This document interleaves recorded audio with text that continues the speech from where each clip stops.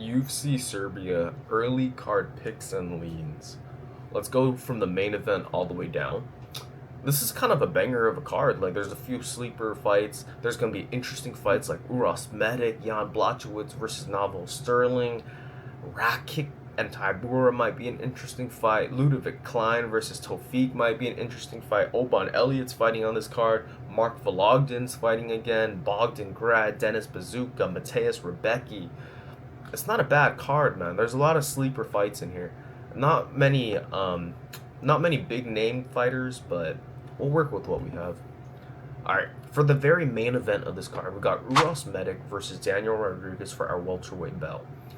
Uros Medic and Daniel Rodriguez, to me, they're both very similar fighters on the fact that they don't have the best of chins.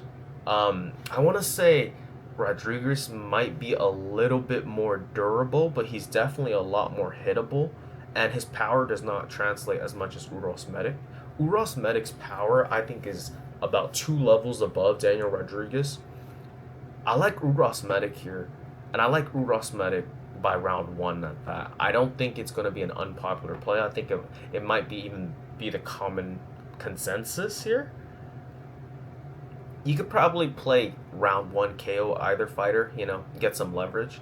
But I like Uros Medic round one a lot. For the co-main event, Jan Blachowicz versus Navajo Sterling for our light heavyweight bout. I really want to pick Jan here, man.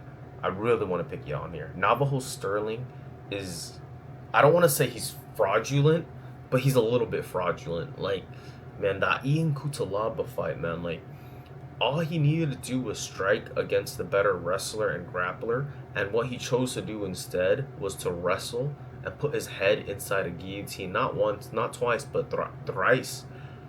Navajo Sterling is 6'5" with like an 80-inch reach, but to me, he has no power. Like, he's kind of pillow hands left and right. Like, the way that he just throws his punches, yeah, they're technical, but they don't have any pop to them. I don't see them doing much damage. Jan doesn't have the best gas tank anymore in his old age, and this is his peak age, and, the UFC doesn't really like giving him wins either, so it makes me kind of hard. Whoa, pause. It makes it hard for me to even think of playing Jan in that way, but I kind of see this fight two ways. Jan Blachowicz inside the distance, or a Navajo Sterling decision.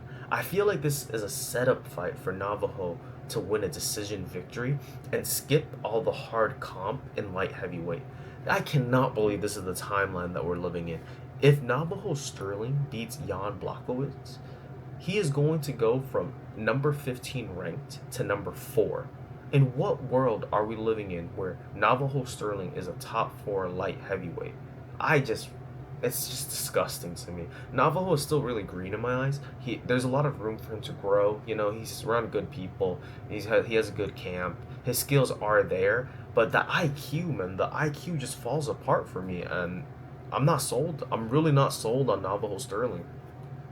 But I don't even like him in this fight, man. But realistically, Navajo Sterling should win this fight, and it most likely be by decision. If Navajo Sterling is the first guy to knock out Jan Blachowicz, when Alex Pereira couldn't do it, when Magomedo Ankalaev couldn't do it, when Guskov couldn't do it, I'm gonna cry. Alexander Rakic versus Marcin Tybura for our heavyweight bout. I don't even know what to do with this fight, man. Alexander Rakic is very chinny, man. He's extremely chinny. And Marcin Tybura is in his older age, like, he's still the gatekeeper of the top 10. Actually, he's in top 12 now, I guess. Gatekeeper of top 12, but do I really want to lay on Rakic and trust him at a minus 300 price tag? I'm not so sure. I'm not so sure I want to trust Rakic at that, man. But if I break this down, like, without thinking about Rakic's chin, realistically, it should be a Rakic knockout. Rakic should go in here and knock out Marcin Tybura however he wants. But this fight just looks like a stay away from me, man. But I favor Alexander Rakic to win over Marcin Tybura. Jeez.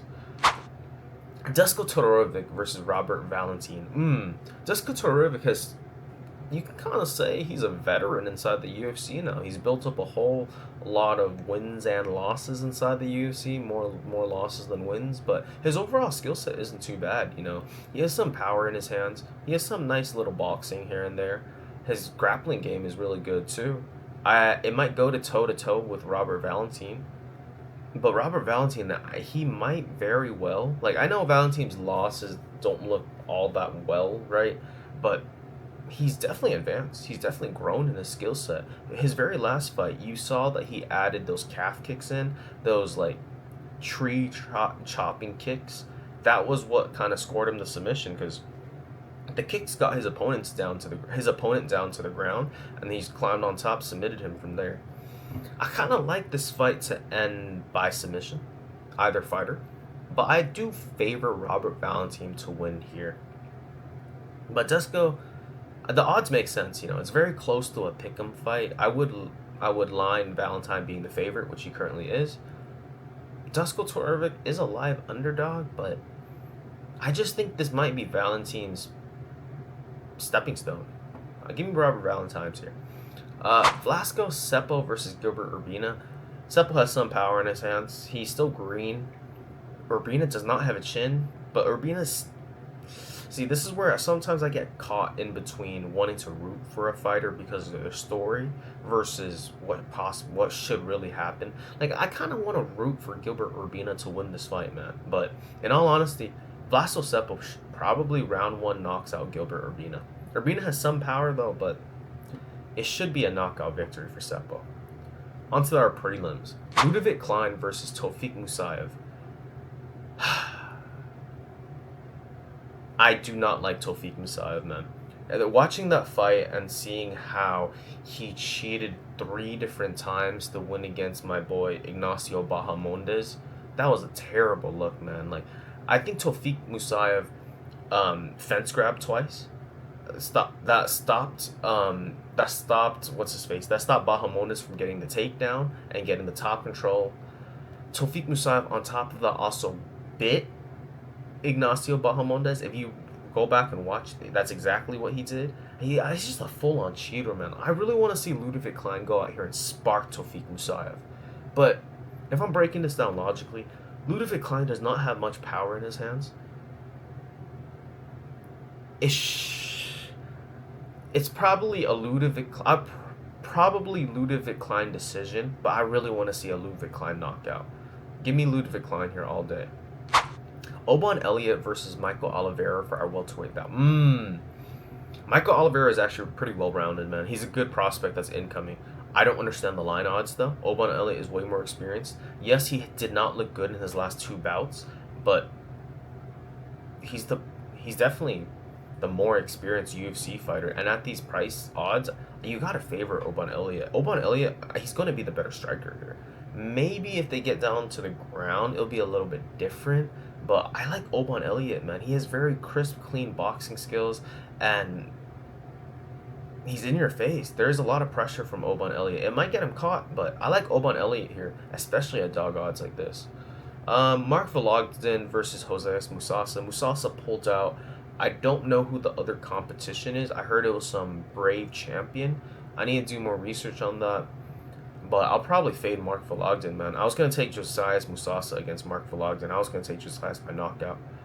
For our very next bout, we got Denis Bazooka versus Bogdan Grad for our featherweight bout. Denis Bazooka does not have a chin, and Bogdan Grad does not have power. What he does have is volume, though, and good wrestling. But the gas tank, if Bogdan uses his wrestling, is not going to be that high. But if it's on the feet, man, like, Bogdan does not have power, but it could be a volumized knockout, you know, a build-up over time knockout. But Denis Bazooka's boxing is really not bad either. I'm struggling a little bit on how I want to play this fight. I'm not too sure if I want to pick either fighter at the moment yet. My lean, though, for the early pick is probably Bogdan Grad, but there's definitely better ways to play this than ML. Mateus Rebecki versus Kyle Prepolec for our lightweight bout. This is a clear Mateus Rebecki by finish. Kyle Prepolec, to me, he's okay rounded. Like, It's not well rounded. It's okay rounded, but I don't think he doesn't have any finishing potential in my eyes. Like he's not really dangerous, man. Like I say he's okay rounded because he can fight you a little bit in the clinch. He can fight you a little bit on the feet. He can handle himself a little bit on the ground, but he's just not that dangerous. He doesn't have much pop in his strikes, and I don't think he deals well with pressure as well either. And Mateus Rebecki will bring pressure to you. I like Mateus Rebecki here to finally get a finish in the UFC. It's been a while since Mateus Rebecki has gone a finish, and I think this is the perfect opposition for him to bounce back with the win.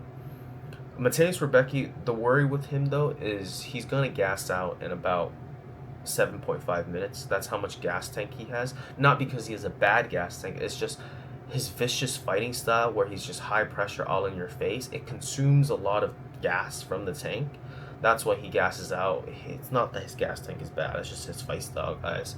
Mateus Rebecki by finish over here. Yeah, Mateus Rebecki by finish.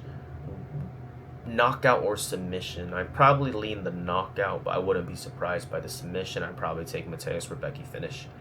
Nina Milosevic versus Haley Cowan. Honestly, I watched the tape for both. I think this is a lower level women's bout.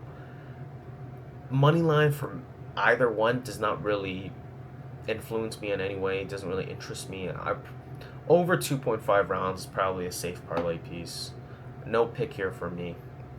Jovan Lika versus Mac Jimenez. Ooh, this one is semi-interesting to me because Jovan Lika is coming into the UFC. He's very green, man. He only has one fight, you know. There's not really much to go off of. Max Jimenez got knocked out by Josh Hokett, and before the UFC, he was also knocked out. He's a BJJ specialist. I can't remember if he was a world champion or not for BJJ, but I know he's very accomplished in the BJJ world, and he also competes a whole lot. Off the top of my memory, that's what I remember. And he's a big guy, man, and it's not like he can't strike. He can strike, and he throws overhands, he bombs away, but I don't think he can absorb all that much damage, and this is heavyweight, and this is an early, one win on his record, like, there's going to be a lot of green here, like, he's going to be pretty green. Jovan will probably go in here, try his best to take Max Jimenez's head off. It depends on whether or not he can. I have no particular lean on this fight. I need to see the odds. If the odds are juicy enough for a Max Jimenez sub, I might take that, but I gotta see the odds. And that concludes Certified MMA Locks, UFC Serbia, early card breakdowns, leans, picks. I hope you guys enjoyed, and I'll see you. I'll have this posted probably by the end of the Ankalaev fight. I'll probably be posting tomorrow again. If you guys like everything that you're seeing, please make sure to like, follow, and subscribe. It really helps me. Please leave a comment down. It really helps me on the algorithm as well. And I really hope you guys enjoy, and I'm looking forward to bringing more content to y'all.